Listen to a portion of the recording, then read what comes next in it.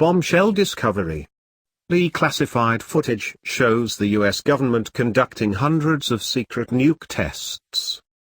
In its quest for Cold War military superiority, the United States detonated more than 1,000 nuclear weapons.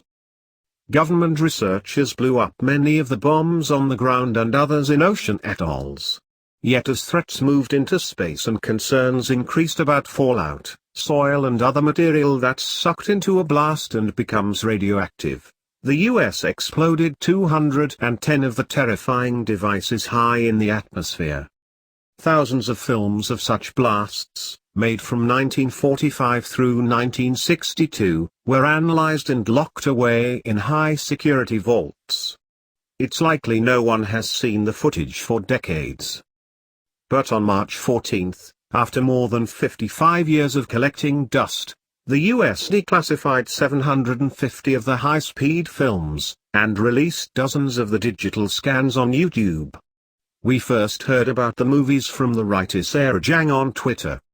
A team of Lawrence Livermore National Laboratory scientists led the rescue effort over the past 5 years.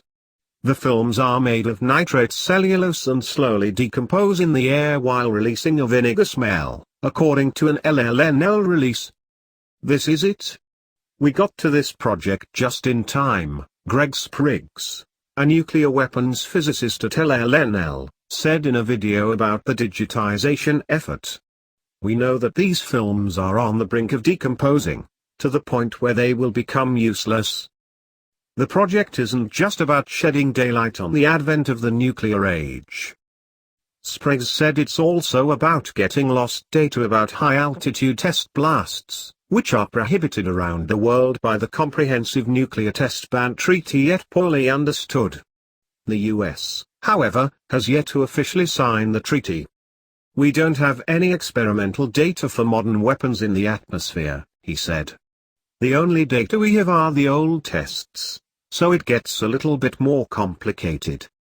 The data may help researchers better understand the effects of nuclear explosions and manage the thousands of the weapons in the US stockpile. We found out that most of the data published was wrong, Spriggs said. We decided we need to rescan and reanalyze all of the films. About 10,000 of the movies were made, at speeds of thousands of frames per second to slow down fast expanding explosions.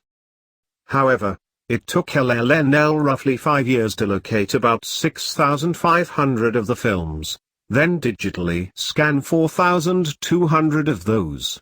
Spriggs said that, so far, the team has reanalyzed between 400 and 500 films. Jim Moe, a rare films expert and movie industry veteran, helped scan and archive the footage.